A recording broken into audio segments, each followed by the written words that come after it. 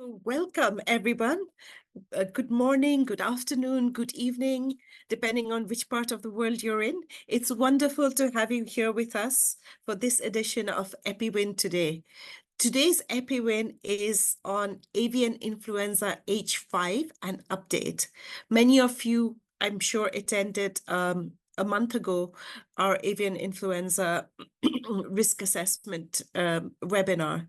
And today we have three great experts to give you an update on what we know, what we've known since, and what the situation is today and what that means. For those of you who are new to EPI-WIN, it stands for WHO Information Network for Epidemics. We strive to make the science and health around public health emergencies accessible, understandable, and relevant to people. So I hope this is useful to all of you, and we'd love to hear from you and let us know how it's useful to you. Today, this webinar is being conducted in collaboration with Project ECHO, and they will be also managing the Zoom platform. So I'd like to thank them for their support here. We move on to introducing the speakers, but to do that, I'd like to introduce our moderator, Dr. Wenqing Zhang, who needs no introduction in the influenza world. She's the lead for the Global Influenza Program in WHO. So welcome, Wenqing, and over to you to introduce all the speakers and the presentations today. But just before that, the usual announcement, this is being recorded. Please put your questions in the Q&A box, not the chat. And please introduce yourself on the chat. We'd love to know where you come from and what you do. Over to you, Wenqing. That's great. Thank you so much, Supriya. Hello, everybody. So my name is Wenqing Zhang. I'm heading the Global Influenza Program in WHO headquarters, Geneva. Welcome to this webinar on avian influenza and update. So just to say that since 1996, and especially since 2003, 2004, the re-emergence of highly pathogenic avian influenza H5N1, the surveillance, preparedness, and the response of avian influenza and other zoonotic influenza has never stopped. And this work actually continued throughout the COVID-19 pandemic as well. On 6 May, WHO's webinar on H5N1 updated the situation of the outbreak in cows, as well as associated one human case at that time. So today's webinar will provide an update on avian influenza H5 globally, and on the situation, on the risk assessment, on preparedness and response. So I'll be your moderator for this webinar.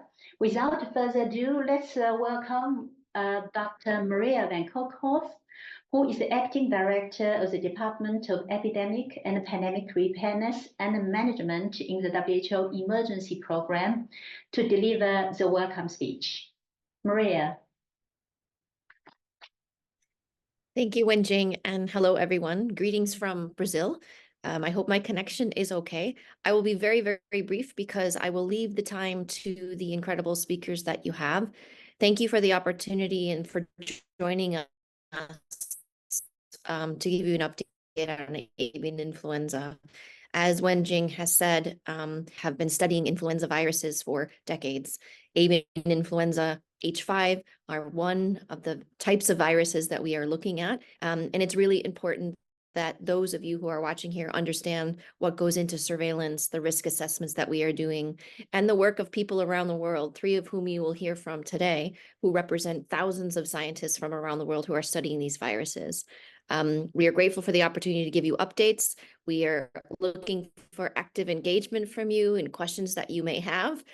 So I will pass it right back to you to get on with the presentations. But thank you for everyone who is working on influenza. Thank you to all of our WHO collaborating centers, to all of the people who work inside community engagements and risk communication, who support health workers in hospitals and clinics around the world to support people everywhere. So back to you, and wishing you the best of luck in this EPI-WIN seminar.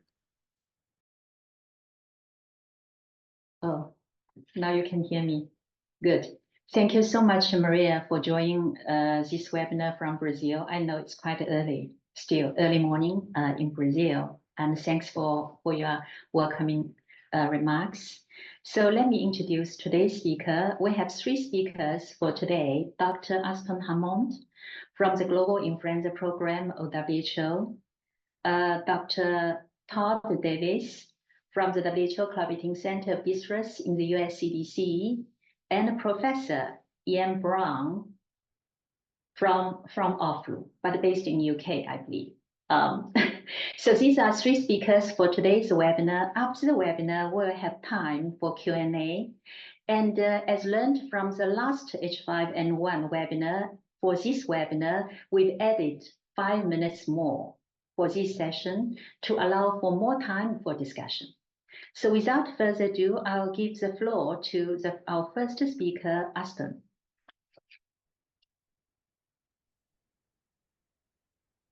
Thank you, Wenqing, and it's a pleasure to be speaking again.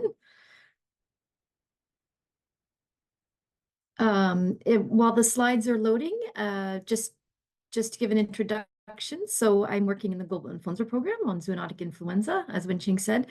I will give a brief update on the recent H5 human infections that have been notified to WHO.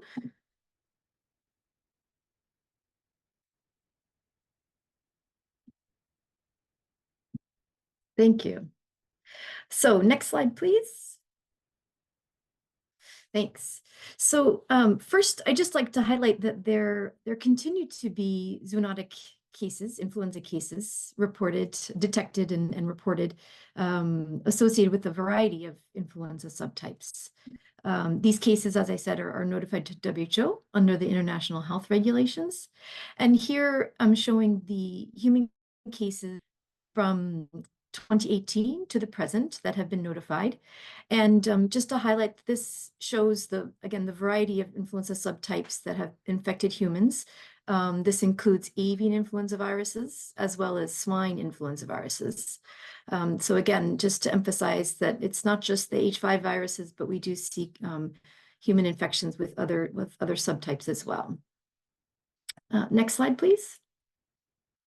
And here I'm just showing the epidemic curve of the human cases of H5 that have been notified to WHO. So we can see that there have been H5 infections reported recently, but we also have human infections with H5N6 viruses. And in the past, we've had infections with H5N8 viruses notified to WHO, and in some cases, H5 infections where the N type of the influenza virus was not determined. And recently, there was the first confirmed H5N2 human case that was notified to WHO. Next slide. And in this map, again, I'm only showing the human infections with H5N1 viruses. This shows the countries that have reported these cases since 2003 up to the present. So we can see that there are countries reporting these cases from all regions. But just to say that in some cases, the country that reported or detected and reported the case may not be the country where the human likely acquired the virus infection. And next slide, please. So this, again, is focusing only on the human infections with H5N1 viruses over the past 5 years or so, so from 2018 to the present. And this shows the countries that have reported these cases, the recent ones. So if we focus on 2024, there have been 11 cases notified. And in the next few slides, I just wanted to go into a bit more detail on some of these human infections. So next slide, please. And I think in the previous webinar, there was a lot of interest, and there remains a lot of interest in the H5N1 human infections that have been reported in the United States in 2024. There have been 3 that have been associated with the outbreak of H5N1 in dairy cattle. And this has generated a lot of interest, especially as dairy cattle were considered an unlikely host for influenza A viruses. So, but on the human side, again, we've seen 3 cases detected in persons with close contact to infected cattle or cattle presumed to be infected. So the first case was detected in the state of Texas in a person with direct contact with cattle that were presumed to be infected. This person had onset of symptoms in March and had conjunctivitis. And the second case was detected in a person from the state of Michigan who was under monitoring due to their contact with H5N1 infected dairy cattle. And this case had an onset of symptoms in May and also had conjunctivitis. And most recently, there was a 3rd case detected also in the state of Michigan in a person with direct exposure to infected dairy cattle. And so this case had onset of symptoms in May and had primarily respiratory symptoms. And next slide, please. And so again, just to focus on other cases reported from other countries, we continue to see detections reported from other countries. So these are the cases that have been reported in this year due to H5N1 infection. So we saw earlier in the year in Cambodia, there were 5 human cases that occurred in January and February from 4 provinces. These cases had exposure to sick or dead chickens. One case was asymptomatic, but was tested as part of contact tracing around one case. And in these 2 cases, they had exposure both to chickens. There was a case that was reported from Vietnam recently, a fatal case in an adult. This happened in March. This person had severe disease and had exposure to wild birds. And recently there was a case reported from Australia in a person who had a travel history to India prior to the onset of illness. This happened in February. Again, this resulted in a severe infection. The exact source of exposure is currently unknown, but similar H5N1 viruses are known to circulate in birds in the area that the case traveled to in India. And there was also a case of H5N1 in a person that was detected in China, in a person who had traveled from Vietnam and was sampled at a port of entry in China. And this person had mild illness and had exposure in Vietnam before they traveled to China. Next slide. So in addition to H5N1, we also see cases of H5N6 that are notified to WHO in 2024. There have been 3. So there was a case in January in a person with underlying comorbidities who developed illness in November and developed severe pneumonia. This person had exposure to a live poultry market, and indeed environmental samples from the market did test positive for influenza H5 viruses. In May, there was a case again in a different province in a person who fell ill in April and also developed severe illness. And then there was a 3rd case most recently reported in a person from Fujian province, again, who had onset of illness in May, was hospitalized with severe disease, and had exposure to backyard poultry. Next slide. And as I mentioned, there was a case of H5N2 infection in a person that was reported from Mexico recently. So a person developed illness in April. This was a person with several underlying medical conditions. Unfortunately, this was a fatal case, and sequencing of the virus did confirm H5N2 virus infection. The source of exposure to the virus is currently unknown, but we know that H5N2 viruses are reported in poultry in Mexico, including in the area where the case was a resident of. So further characterization of the virus is underway, and other aspects of the outbreak investigation are underway. So next and last slide. Next slide, please. Yeah, great, thanks. So just to summarize, the cases I presented thus far represent sporadic cases, so cases that have have had direct or indirect exposure to infected animals or contaminated environments as the likely source of exposure to the virus in those cases where the information is known and the investigation is complete. We know that human infections with H5 viruses can be severe and even fatal. And according to the evidence available thus far, we have not seen, it has not been detected that the virus has spread further to the contacts of the cases, and no cases are detected in the community among those persons that don't have links to the cases. So that's a positive sign, and that really is part of the important part of the investigation around these cases, is to confirm these findings. And where available, sequence of the virus isolates from human cases are similar to those from local animals, again, when that data is available. And just to emphasize the most important point, that prompt and thorough investigations are critical whenever a case is detected. And an important part of these investigations is to look for early identification of any unusual events that could signal person-to-person transmission of the virus. With that, I will stop, and I thank you for your attention, and look forward to hearing from the other speakers. Thank you. That's great. Thank you very much, Aspen. Before we move to the second speaker, I would like to ask if you have questions that want the question to be discussed in the Q&A session. Please type on the Q&A, not on the chat, under the Zoom menu bar. So with this, let's move to the second presentation, will be given by Dr. Todd Davis from the WHOCC US CDC. Todd?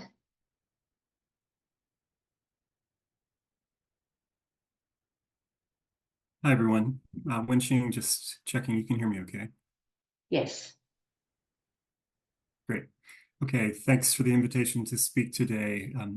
I'll touch on primarily the focus of the human infections that have occurred in the US that Aspen included in her summary, and then also includes some late-breaking information from the case from Australia, as well as the case recently reported from Vietnam. But just to begin, I'll also add a little bit of information about the current status of H5N1 infected dairy cow herds in the United States. This is information as of yesterday, where the USDA is reporting 81 farms with confirmed herds in 9 states. A number of other animal species that have been reported as being associated with cattle outbreaks on those infected dairy herds, a number of wild birds, as well as cats, raccoon, and possum. And then we found out just yesterday through a press release from the state of Iowa that there's been an announcement of a presumptive positive dairy herd in O'Brien County. And so the number of states is likely to change after that report from yesterday. In addition to monitoring of infections in dairy cows, the CDC is also actively engaged in monitoring of exposed persons. We include a monitoring status update on CDC's website. And this includes not only monitoring of H5 in individuals exposed to dairy cattle, but also individuals exposed to any other animals with confirmed H5N1 infections, including poultry.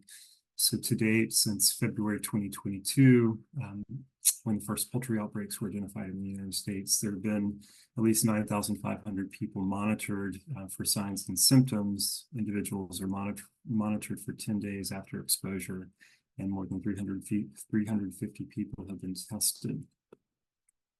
For the current outbreak, we've also enumerated the number of individuals that are actively monitored. That now is 390 people that have been monitored for signs and symptoms. Of those, 44 individuals have been tested. And as Aspen mentioned, we have seen 3 cases identified in the United States. During the last EPI-WIN, I know we had an opportunity to describe some of the genetic data around the human case that was reported in Texas. This was the first human case associated with the dairy cattle illness in the state of Texas.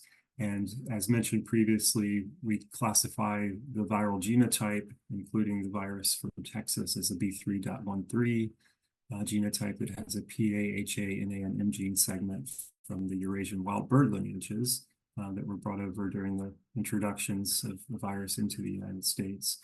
And then internal gene segments of PB2, PB1, NP, and NS that belong to American wild bird lineages that represent different reassortment patterns that have been detected in wild birds and poultry and now in dairy cows in the US. In the case of this sample from Texas, we saw no known markers of resistance to antiviral drugs, and we have been able to confirm that CDC's diagnostic assay that's used both in the United States and globally to detect H5 was not impacted by any mutations detected in that virus. We were able to sequence the virus from the conjunctival specimen and confirm that it also had the PB2627K mutation in that virus. The first human case of Michigan, also which Aspen mentioned, had no amino acid changes in the HA gene compared to the first case from Texas. So despite some nucleotide variation among these viruses, there's very few amino acid changes that have been reported either in human cases or in dairy cows. And so we are grateful that we didn't see any amino acid changes between these two viruses.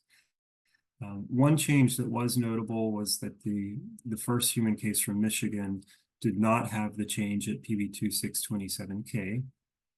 It instead had a change at PB2S31L, compared to the Texas case. And I mentioned this as a notable mutation because it has been previously associated with mammalian adaptation in some low-path avian influenza viruses like H5N1 avian influenza strains.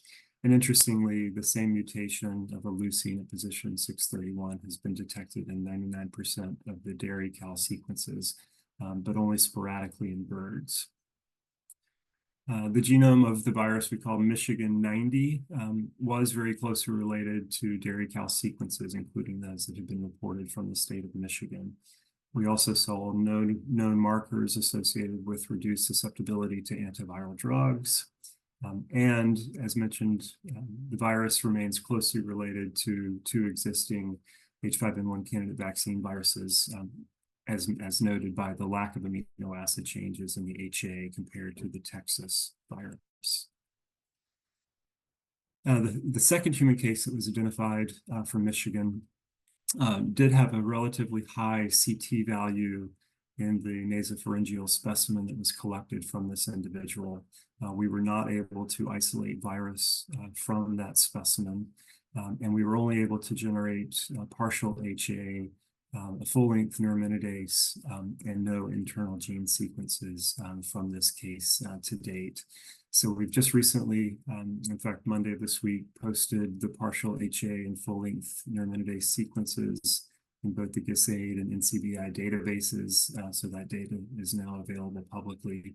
But I'll mention that we also saw no amino acid changes in the HA of the second case from Michigan relative to the first case from Michigan and the Texas virus.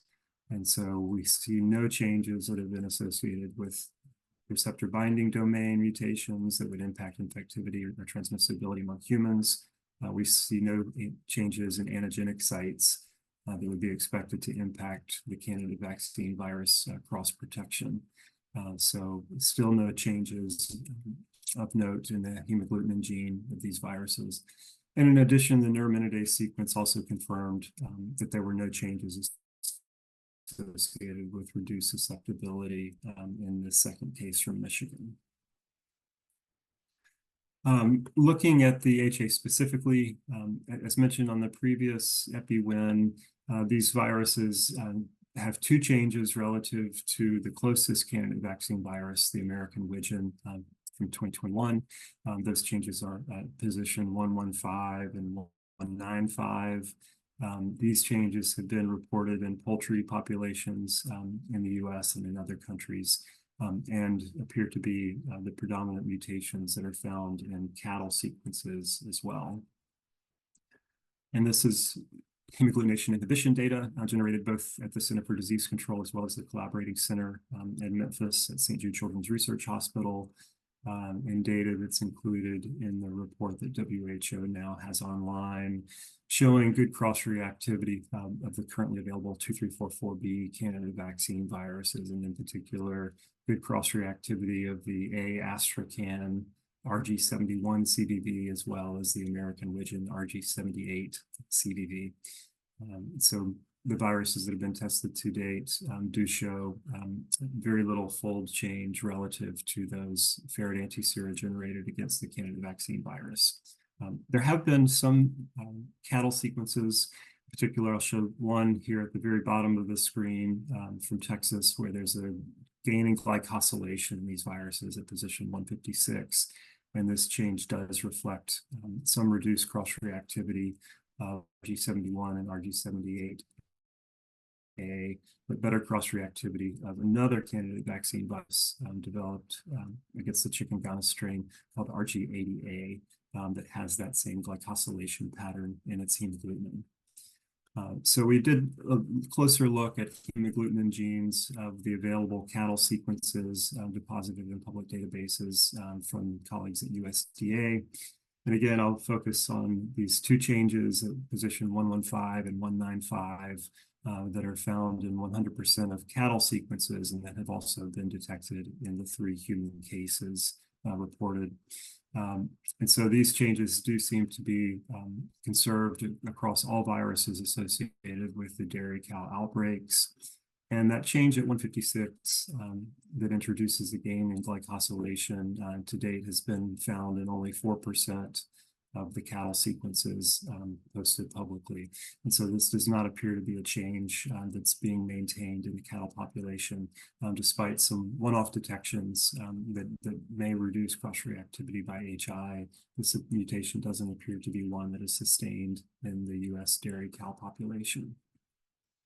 So again, the candidate vaccine viruses that are currently available for the 2344B viruses do cross-react well with the majority of the viruses that have been tested, and these remain available to vaccine manufacturers for the A-Astracan and the A-American Widgeon CVVs.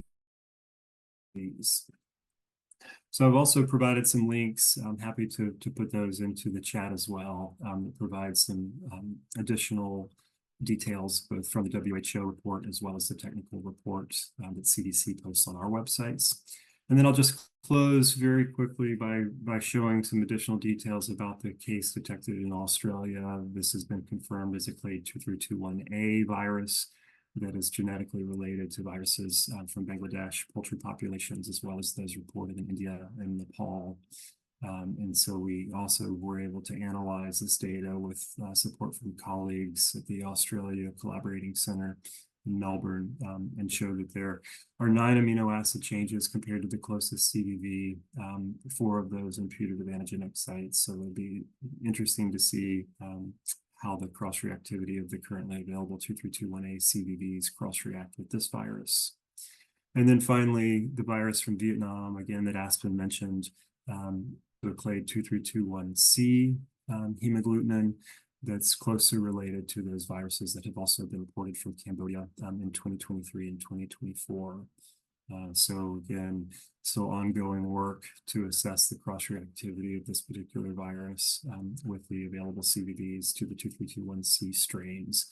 But based on the genetic data, it looks like it would be predicted to be well covered, as evidenced by similar comparison with Cambodia strains. With that, happy to take questions when we get to our Q&A. Thank you. Thank you very much, Todd. Okay, we will have a Q&A after all the presentations done. Now let's have a last but not least presentation of today's webinar is an update from the animal sector will be done by Ian. Ian? Thank you, Wenqing. Good morning, afternoon, evening, wherever you are in the world. Just while we're waiting for the slides, here they come. If we can go to the first slide, please. That's not the first slide, I don't think. That's it. Okay, thank you. So I'm giving this presentation on behalf of really effectively the animal community that are doing surveillance in birds and animals around the world. And that is under the auspices of the World Organization for Animal Health and the Food and Agriculture Organization of the UN, that have this open network of expertise on animal influenza called OFFLU. So I'm from OFFLU and giving that presentation on their behalf. Next slide, please. So I think, as we all know, this is the global situation in the last 7 or 8 months. And you can see that, as we've already heard, there are multiple subtypes of influenza circulating in birds and animals in most continents. In fact, it's only Australasia and Oceania that are free of high-path H5 viruses at this moment in time. And indeed, in the last 9 months, the virus has unfortunately been found in Antarctica. Yes, the majority of those you can see are the red spots, so they're H5N1s, but not exclusively, and there are other subtypes also circulating. Next slide, please. So this tracking system monitors outbreaks and reports on data, and we can see here the effect of outbreaks across the northern and southern hemisphere. And indeed, just in the last month, there's been 22 outbreaks reported in poultry, with 3.5 million birds either dying or being culled. So there is still significant impact from this virus in a greater proportion of the globe than perhaps there was before. Although it's a bit early to report on whether there are really big seasonal trends, because the disease in the northern hemisphere for sure has become almost a 12-month round infection. And obviously it's relatively new into the southern hemisphere. Next outbreak, next slide even, please. So when we genetically match these viruses, we can see broad separation of the H5 goose Guangdong viruses by continent in birds. So at the top there, you can see that we have all the viruses from the Americas, and right at the very top in the dark purple, that's the Antarctica viruses. Then in the middle in yellow, we can see these are viruses from Africa. And then in green, we have the viruses from Europe and Central Asia. And then at the bottom in red, we have viruses from Central, South and Eastern Asia. So it's not an exact map, of course, because we can see there's an intermingling of viruses from different continents, but broadly they separate in that way, but they all carry some quite common characteristics.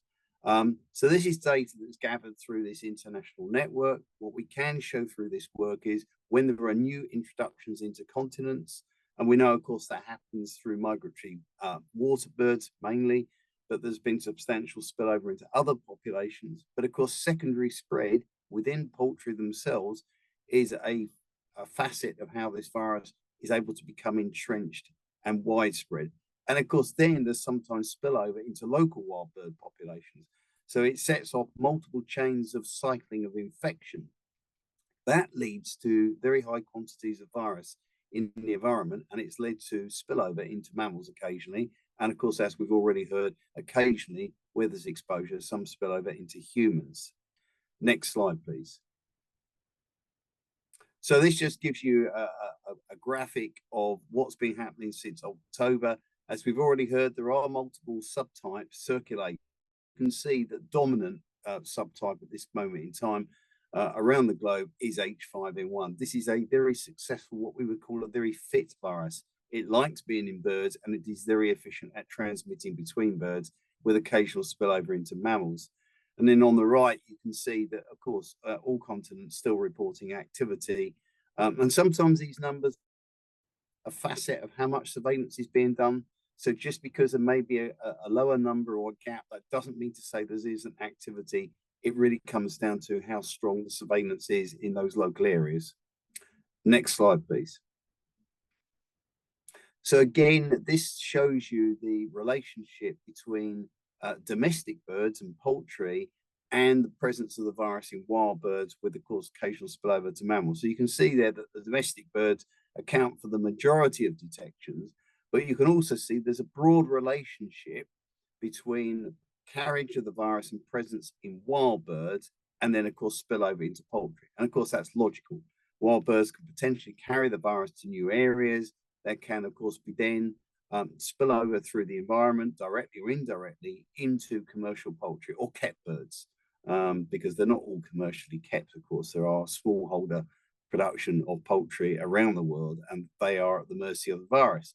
And then, of course, you can also see at the bottom in the pale, in the turquoise color, there's a relationship broadly then between the amount of virus in wild birds and the opportunity for spillover into mammals, wild mammals.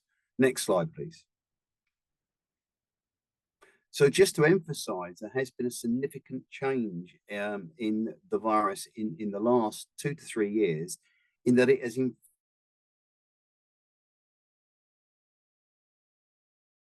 there on the left-hand side that now have examples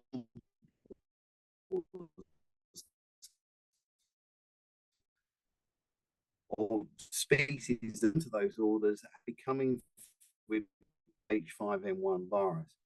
And indeed, on the right-hand side, I won't read the lists, and that's in the ability of the virus to spread. And that's correlated with the fact that there's a lot more environmental contamination. There's more exposure if they could be susceptible and then get infected and transmit between them, which of course creates much greater risk for birds and for mammals, and of course for people, because it creates greater opportunity for virus spread. Next slide, please.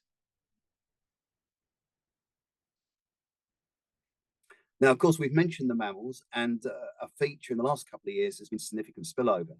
And if we look at the animals that are getting infected here, these are predominantly wild mammals that probably through their natural behavior come in contact with sick and dead infected birds, and in fact a contaminated environment where the virus is present. So they possibly get very high exposure. The virus has a limited ability to transmit within these species, but some of them are very solitary by nature. Others are more gregarious. So we see the sea mammals, particularly in South America, where there's been substantial die-offs. And there, of course, there is a suggestion that the virus may be able to spread from one mammal to another.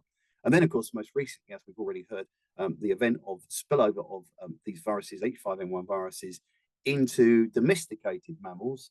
So the single case in goats that were on a poultry farm, the cow outbreak, which Todd's already talked about, and very recently into alpacas that were also on a poultry farm that was infected. So these, of course, are signals, together with the human infections, that we need to strengthen surveillance and we need to track what's happening with these viruses very closely. Next slide, please. So what is the global veterinary community doing? Well, effectively, there's been a call to arms to use vaccination in a much more effective and strengthened way. So whilst there's been many countries vaccinating for this disease for over 20 years, given this continual burden on poultry production and the risk to human health, there is a desire that this disease must be controlled more effectively. And vaccination is going to have a very important role to play. It's a simple equation. If you reduce the infection in domestic birds, you reduce the frequency of spillover into wild birds, you reduce the risk of spillover into humans, and reduce the risk of spillover into the environment. And it is not all doom and gloom. There are perfectly acceptable vaccines, but how you deploy a vaccine has to be carefully considered. It's not one size fits all strategy. And if they do, what action you're going to take. There's a diversity of virus out there, as we've heard, and therefore tracking these viruses and matching them, just as you do in the human world, seasonal flus every year, there's the need to match the viruses that are out there in nature with those that are being used as candidate vaccine strains. And that is work that we're doing in OFFLU at the moment, making the data rapidly available to the international community. See on the right there, which predicts whether some strains would be more distant from vaccine strains and which sort of vaccine strains you should select. So at the minute, there's no vaccines available for mammals. Of course, there isn't a driver at this moment in time to think about vaccinating domestic mammals. And of course, there aren't vaccines available for wild birds. Next slide, please.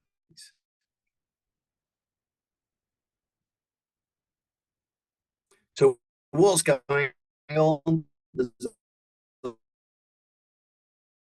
lot that's going on through the network of gathering this data, monitoring the virus, and there's a rodent in the well.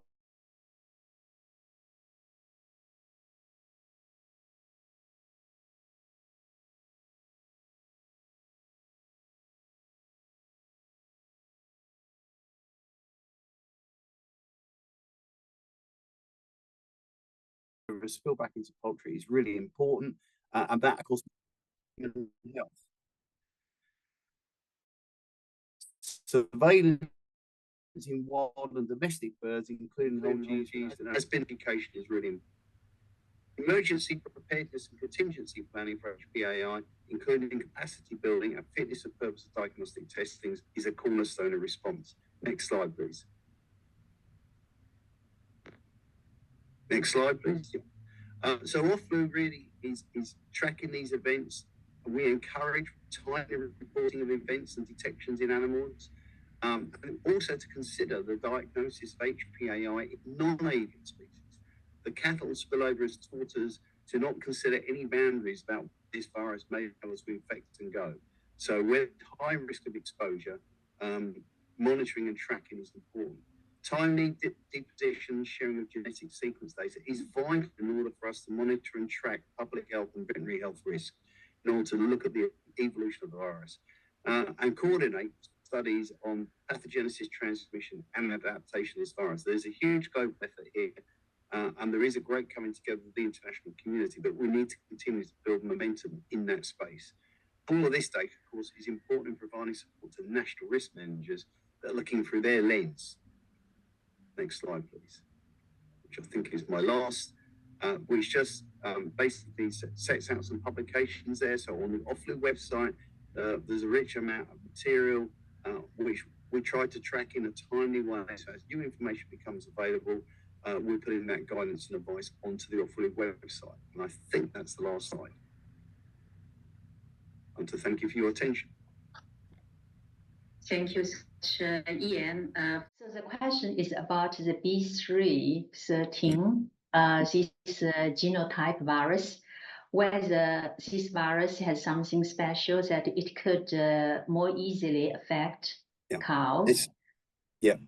It's a very good question, and I suppose in short we don't actually know yet the answer to that. I mean, clearly there has been a fair bit of detection of this virus in poultry populations in North America in recent months. We know that it's a relatively recently emerged genotype, so there's still some uncertainty. It's not the only genotype circulating, so it is tempting to speculate that there may be something in this virus, but we don't know yet. And based on the early work that's been done, we do know that the mammary gland of cattle does contain receptors that might support other flus. So I think we need to keep an open mind. Research is urgently being done to address that very question. Is it something unique about this genotype, or is it a feature of other genotypes if they had sufficient exposure opportunity?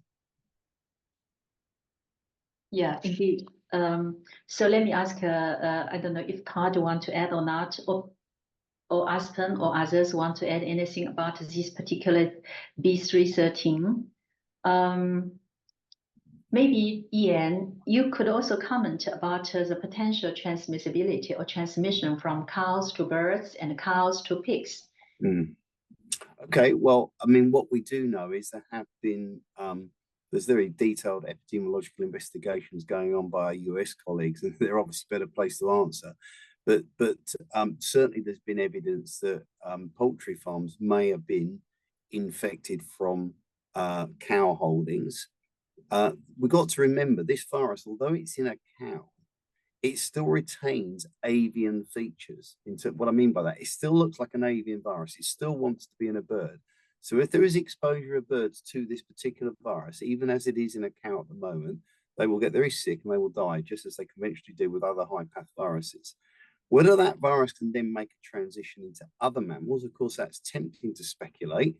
We will need to see a number of adaptive changes, one would imagine, in order to see that happen. I'll just remind people that we've been looking for a very long time now, many groups around the world, in trying to understand why the high path H5 viruses haven't spread to pigs, for example, because there's been plenty of opportunity.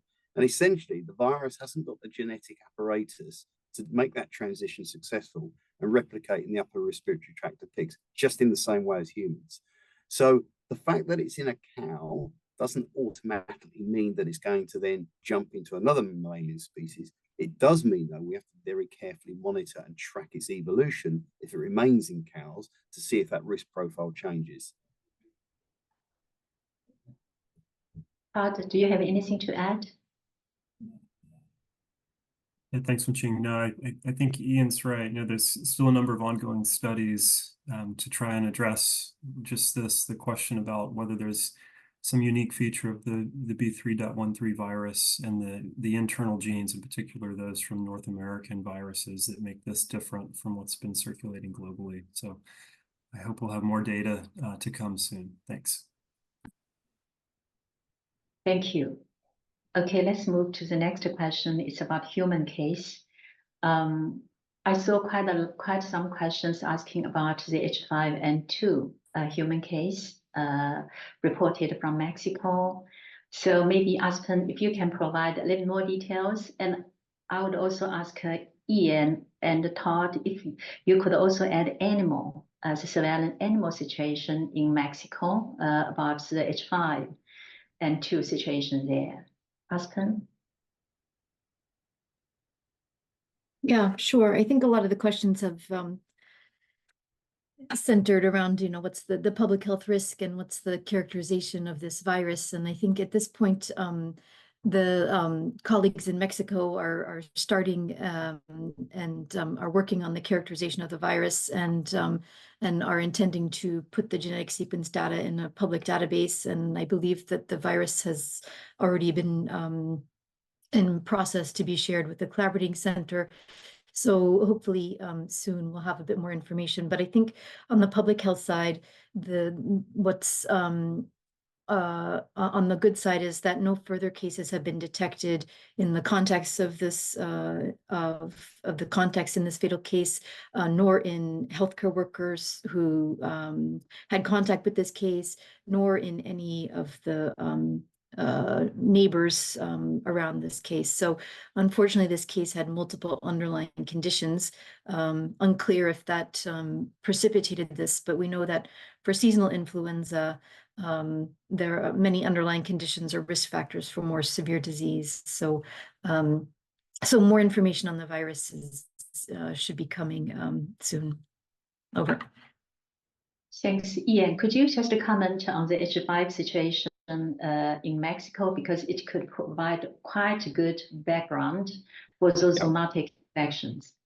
Yeah, so Mexico is a country that's unfortunately been grappling with avian influenza for many years now.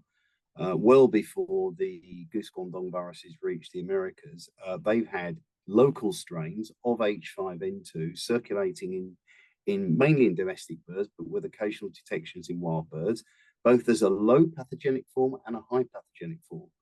And because of that continued and persistent spread and maintenance of these viruses, they have been vaccinating for a good number of years now.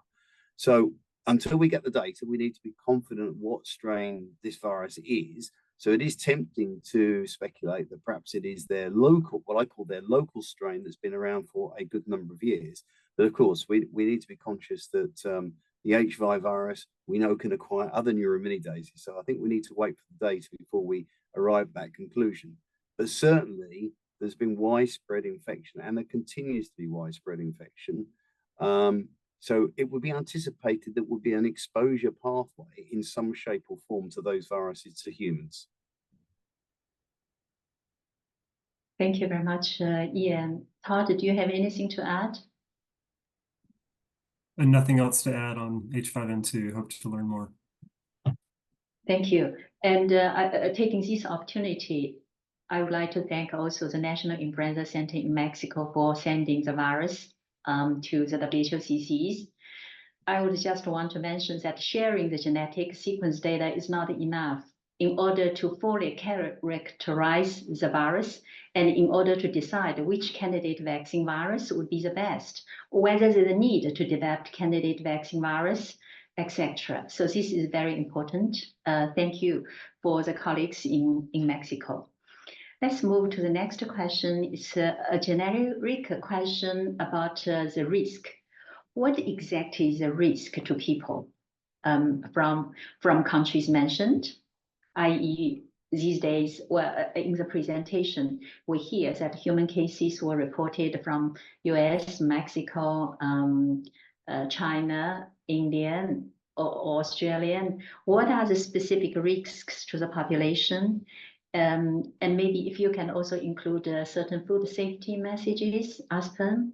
And at the very end, I would also like to ask Ian and Todd to comment about pasteurization. The testing in milk. So Aspen, would you be able to comment about the risk to population?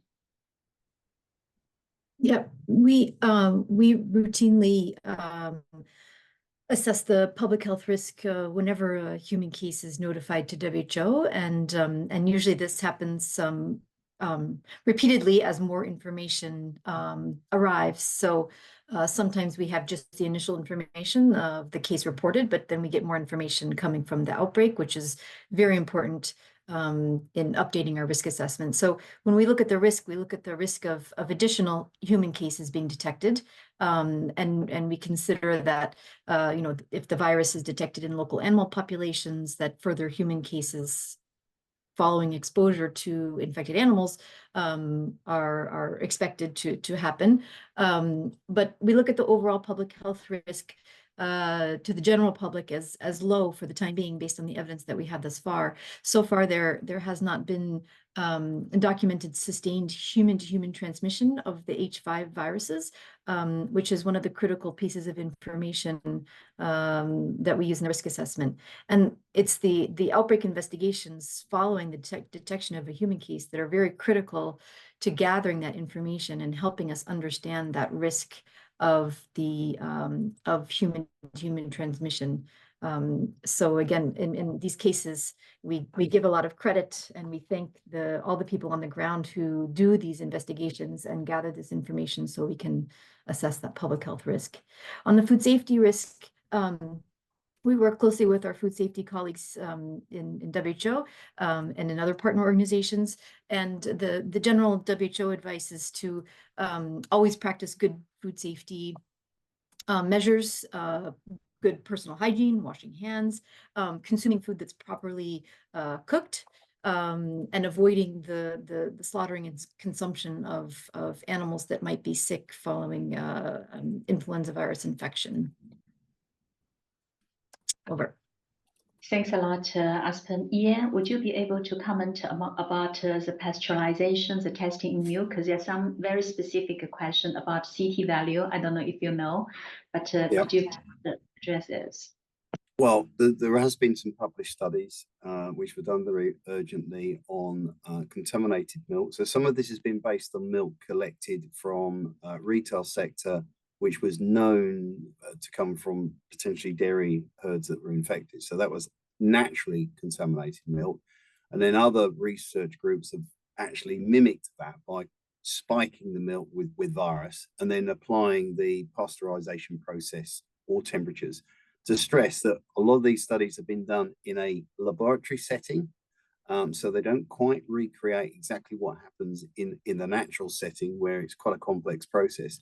But the assurance is that the heat process, if it's applied properly, according to pasteurization, it does kill the live virus. So the virus is killed, but you can get low CT or weak CT values, okay? So high CT, in other words, which are fragments, explained as fragments of genetic material that are still in the milk. So they don't present risk. They're just fragments of dead virus, effectively. So that's the assurance that pasteurization, when it's carried out appropriately, will kill the virus. Of course, the risk is that in some communities and areas, unpasteurized milk might be consumed, and clearly the viral load in unpasteurized milk can be very high. So clearly that would be a risk. Thank you, Ian. I would actually also like to add with regards to risk to people, as we've seen that absolute majority of the zoonotic infected human cases, they had the exposure to the virus itself.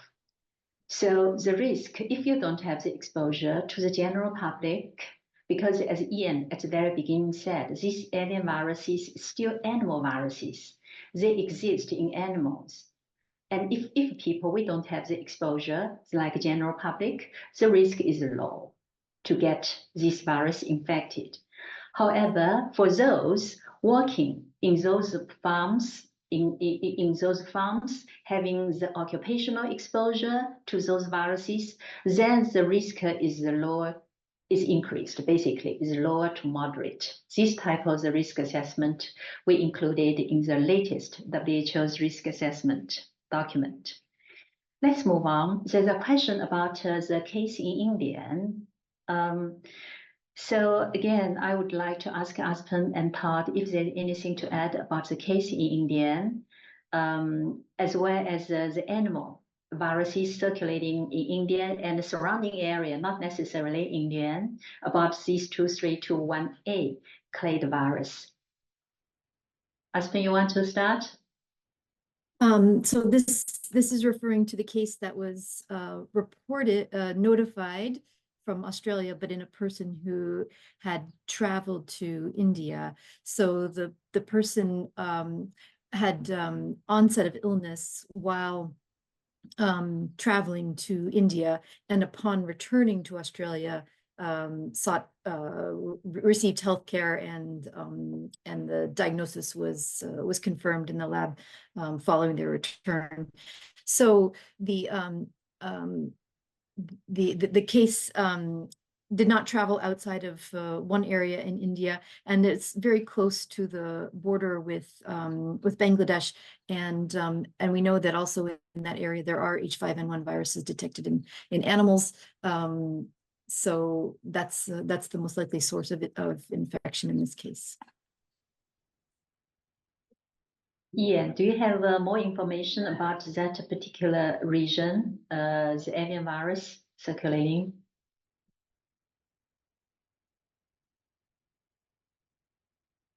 Ian, we cannot hear you. Sorry, was that to me, Wenqing? I think in the Indian case, I don't think that data has been shared with us yet, so it would be very difficult to comment on the characteristics. I think if you're referring to the H9 case, of course, there was the traveller from India to Australia, which was clade 2.3.2.1a, which we know is circulating in live bird markets and in that region quite commonly. So clearly, as you said earlier, exposure opportunity here where people come in contact with infected birds. Okay, thank you very much, Ian, on those. Let's move on to the next question. Actually, an interesting one, Ian, to you. What do you see? Because the latest report about H5 detected in house mice. What's your view? What does that mean from to public health?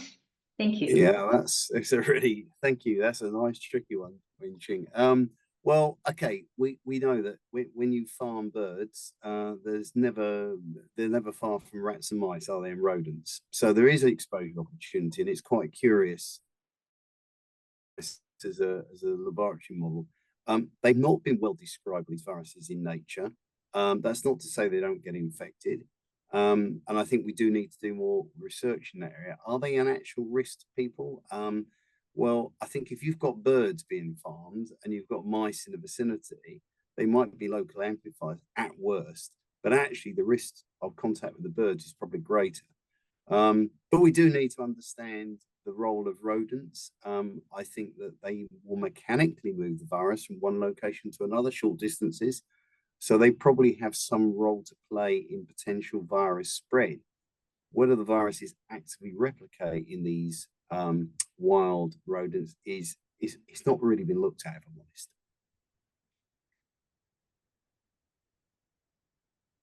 Thank you very much, Ian, for this I think that's really helpful on that. Let's move to another question is related to vaccination. So I grouped several questions together.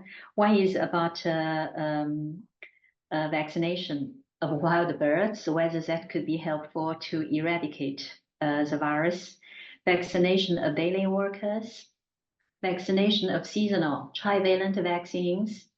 I do think all our panelists can comment on those. So maybe I'll ask Aspen to start, and then I'll ask Todd, and then Ian. Aspen. Maybe I can answer maybe just on the use of seasonal vaccines. I think we know that the seasonal vaccines are likely not giving much protection to infections with these other viruses. But for the use of seasonal vaccines, it has been recommended to use seasonal vaccines, especially including in healthcare workers, obviously, but also in people that are exposed to potentially infected birds, just to try to minimize them developing symptoms. So symptoms that could be confused with infection with zoonotic influenza viruses, but also to try to reduce the risk of co-infection. Thank you, Aspen. Todd? Yeah, thanks. And apologies, my bandwidth was a little bit low, so I'll turn my camera off. But yeah, certainly, we've heard just in the last day or two that Finland is preparing to offer vaccines to individuals that are at higher risk of exposure to infected animals. So clearly, around the world, everyone is considering the possibilities for offering vaccine to those at highest risk. In the U.S., there's quite a lot of discussion as well in consideration of the regulatory that would likely be exposure that might include dairy farm workers. Or I think we'll hear more about this in days and weeks to come. No decisions yet made on vaccination in the United States, but it'll be interesting to see how things go in Finland. And Ian?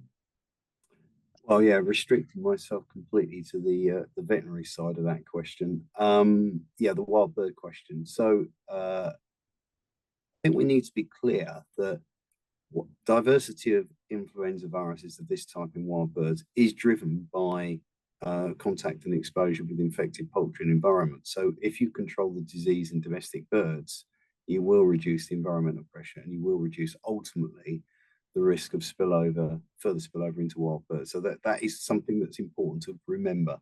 In terms of these communities of wild birds that are at high risk, yes, it has been suggested there are some of these that are absolutely ecologically endangered. They could become extinct, and infection and fast spreading cases with these viruses could be catastrophic. But there are challenges. What vaccines would you use? They need to be safe. They're going to be in a natural reservoir. So we'd have to be concerned that they are suitably attenuated and safe to use. That's the first thing. And therefore, how do you then effectively vaccinate enough birds in a population? The logistics are quite mind-boggling, to be honest, in terms of how you would deliver the vaccine to these communities. Now, we, of course, have used vaccines for wildlife for other diseases, but not in bird populations on this sort of scale. So it would take quite a substantial effort, but I don't think you'd ever rule it out. But certainly at the moment, it's not an immediate prospect. Thanks very much, Ian. So I would also like to add that with regards to vaccination of specific population at this stage, there are a lot of regulatory questions need to be addressed, as Todd said, and also logistics questions. For example, vaccinate now, which strain, NU. There are quite a lot of detailed questions need to be addressed with regards to vaccination of those. I think also a question about whether H5N1 CVV can cover for H5N2. It's really depending on which strain. If it is from the from the same antigenic group. Again, it's not just genetic. It needs to be evaluated using the phenotypic assays. Then H5N1 CVV can cover also H5N2 virus infections of those. What Aspen mentioned about the trivalent, the question about trivalent seasonal influenza vaccines, they will not protection against the infection with the avian influenza viruses. So they are different viruses, different vaccines would be required. Let's take another question. Again, it's about the situation in US, and maybe this is a question for Ian.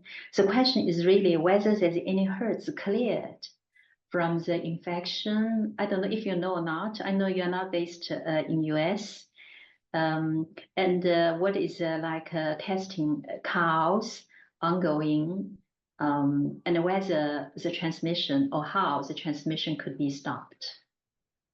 Okay, well, all good questions. I think there is some data out there which shows that, as you'd expect, individual animals clear infection. I think up to 14 days I've seen mentioned. So you know they will recover, they will clear infection, and then at some point you won't see the virus in the milk any longer. Obviously, the risk of transmission. I mean, at the moment, this is still an open question, but the primary should we say risk pathway is considered to be mechanical transmission through milking equipment and fomites in the milking parlor. So these are quite relatively difficult environments to control, with spillage of milk, contamination of equipment, effective cleansing and disinfecting. These would be practices that really would be quite different. Although, of course, problems with milk and mastitis is not just other bugs cause these problems as well. So I think in terms of the transmission at the moment, the message is, my understanding from American colleagues, is it's firmly suspected that these are all due to movement of infected dairy cattle from one location to another, and that's how the virus is then transferring, and presumably that then contaminates equipment, in the new location. And there is quite substantial movement of dairy cattle in the US. So that might explain why this virus has been able to quite successfully cover across many states. And as Todd told us earlier, we're potentially up to 10 states. But there's still quite, there's a lot we don't know, and we need to be aware of, and we need to actually track the virus to assure ourselves that it actually doesn't acquire tropism outside the mammary gland. For instance, could it replicate in the respiratory tract? Now, at the moment, there is no evidence to support the fact that it can do that, but there's ongoing experimental studies that will shed more light on that in the very near future. Thank you, Ian. That's very helpful. I don't know, Todd, do you want to add anything on this? Thanks. As Ian mentioned, I know there's quite a few studies that are currently underway, and so I do think we'll learn more, again, very soon. I think I'll just also add that, the USDA has also imposed movement restrictions that now require testing of cattle, which is certainly likely to curb the onward spread of the virus. So nice to see that trade or movement. Thank you very much, Todd. Let's go to the question about serology. Serology testing, serology screening in close contacts. So maybe, Aspen, you can comment on serology.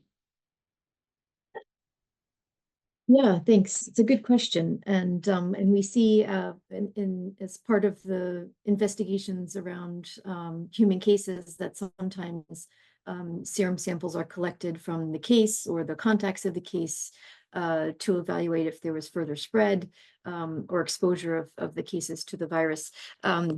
I think the serologic investigations can be complicated and require a lot of resources, and also require up-to-date viruses. So it's not an easy part of the investigation. What we typically recommend is that that serologic investigations can be done if they're very specific objectives and if resources allow, but not as part of a routine monitoring and routinely done in investigations. But again, it depends on what questions you're trying to answer and what resources are available to the investigation team.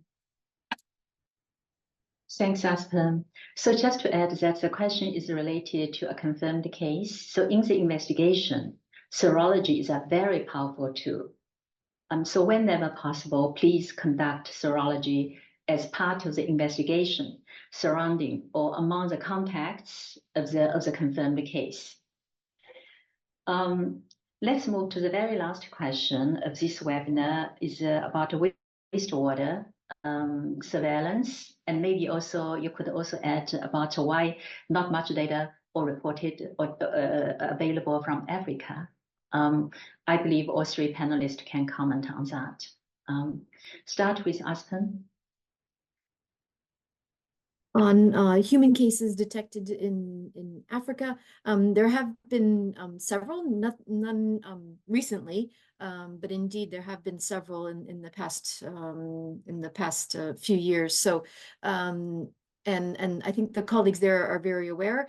There are animal influenza viruses circulating, and on the public health side, you know, we often do trainings and refreshing trainings to the public health side on doing investigations and testing, and luckily there have not been human cases detected recently. But again, I think that the region definitely does have the viruses in animals, so continued vigilance and monitoring is critical in that area as well. I don't know, Todd. Yeah, I think I can add a bit about wastewater surveillance. And so in the United States, wastewater surveillance has become an important priority from a public health perspective, in part because of its utility for detection of SARS-CoV-2 virus, for example. And so there's some concerted efforts now to use the same approach for detection of influenza in wastewater as an early warning signal, potentially.